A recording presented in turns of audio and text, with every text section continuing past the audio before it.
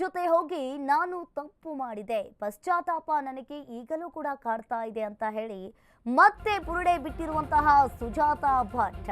ಬುರುಡೆ gang ಜೊತೆ ಹೋಗಿ ನಾನು ತುಂಬಾ ತಪ್ಪು ಮಾಡಿಬಿಟ್ಟೆ, ಪಶ್ಚಾತ್ತಾಪ ನನಗೆ ಈಗಲೂ ಕಾಡ್ತಾ ಇದೆ ಅಂತ ಹೇಳಿ ಸುಜಾತಾ ಭಟ್ ಹೇಳಿದ್ದಾರೆ. ನಾನು ಮುಂದಿನ ವಾರ ಧರ್ಮಸ್ಥಳಕ್ಕೆ ಹೋಗ್ತೀನಿ, ಇನ್ನು ವೀರೇಂದ್ರ ಹೆಗ್ಗಡೆ ಅವರನ್ನ ಭೇಟಿಯಾಗಿ ಕ್ಷಮೆ ಕೇಳ್ತೀನಿ ಅಂತ ಹೇಳಿದ್ದಾಳೆ. ಗೊತ್ತಾಗದೆ ನನ್ನಿಂದ ತಪ್ಪಾಗಿದೆ ಅಂತ ಹೇಳಿ ಕ್ಷಮೆ ಕೇಳ್ತೀನಿ. ಇನ್ನು ನನ್ನ ಜೀವನದಲ್ಲಿ ಇದೊಂದು ನನಗೆ ಕಪ್ಪು ಚುಕ್ಕೆಯಾಯಿತು. ಇನ್ನಾದರೂ ಕೂಡ ಜೀವನವನ್ನ ಚೆನ್ನಾಗಿ ಮಾಡುವ ಆಸೆ ಇದೆ. ವಾಸಂತಿ ಫೋಟೋಗೆ ನಾನೇ ಬೊಟ್ಟಿಟ್ಟು ತೋರಿಸಿದ್ದೆ. ಇಷ್ಟು ದೊಡ್ಡ ಮಟ್ಟಕ್ಕೆ ಹೋಗುತ್ತೆ ಅಂತ ಹೇಳಿ ನನಗೆ ಗೊತ್ತಿರಲಿಲ್ಲ ಅಂತ ಹೇಳಿ ಸುಜಾತಾ ಭಟ್ ಹೇಳಿರುವಂಥದ್ದು.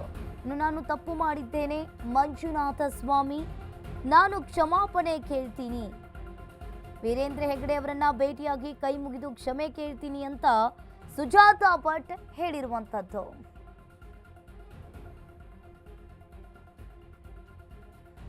ಎಸ್, ಈಗಾಗಲೇ ಬುರುಡೆ ಗ್ಯಾಂಗ್ ಜೊತೆ ಹೋಗಿ ನಾನು ತಪ್ಪು ಮಾಡಿದೆ, ಪಶ್ಚಾತ್ತಾಪ ನನಗೆ ಈಗಲೂ ಕೂಡ ಕಾಡ್ತಾ ಇದೆ ಅಂತ ಹೇಳಿ ಸುಜಾತಾ ಭಟ್ ಹೇಳಿರುವಂಥದ್ದು. ನಾನು ಮುಂದಿನ ವಾರ ಧರ್ಮಸ್ಥಳಕ್ಕೆ ಹೋಗ್ತೀನಿ, ಧರ್ಮಸ್ಥಳಕ್ಕೆ ಹೋಗಿ ನಾನು ಕ್ಷಮೆ ಕೇಳ್ತೀನಿ ಅಂತ ಹೇಳಿದ್ದಾರೆ. ಇಲ್ಲಿ ಬುರುಡೆ ಗ್ಯಾಂಗ್ ಜೊತೆ ಹೋಗಿ ನಾನು ತಪ್ಪು ಮಾಡಿದ್ದೇನೆ, ಆ ಪಶ್ಚಾತ್ತಾಪ ನನಗೆ ಈಗಲೂ ಕೂಡ ಕಾಡ್ತಾ ಇದೆ. ನನ್ನ ಜೀವನದಲ್ಲಿ ಇದೊಂದು ಕಪ್ಪು ಚುಕ್ಕಿಯಾಗಿದೆ, ಹಾಗಾಗಿ ನಾನು ಧರ್ಮಸ್ಥಳಕ್ಕೆ ಹೋಗಿ ನನ್ನಿಂದ ತಪ್ಪಾಗಿದೆ ಅಂತ ಕ್ಷಮೆ ಕೇಳ್ತೀನಿ ಅಂತ ಹೇಳಿದ್ದಾರೆ. ಇನ್ನು ಈಗಾಗಲೇ ಒಂದು ರೀತಿಯಾಗಿ ತುಂಬ ವಾಸಂತಿ ಸತ್ತಿಲ್ಲ, ವಾಸಂತಿ ಫೋಟೋಗೆ ನಾನೇ ಬೊಟ್ಟಿಟ್ಟಿದ್ದು ಅಂತ ಹೇಳಿ ಈಗಾಗಲೇ ಎಲ್ಲ ರೀತಿಯಾಗಿ ತಪ್ಪು ಒಪ್ಪಿಕೊಂಡಿದ್ದಾರೆ.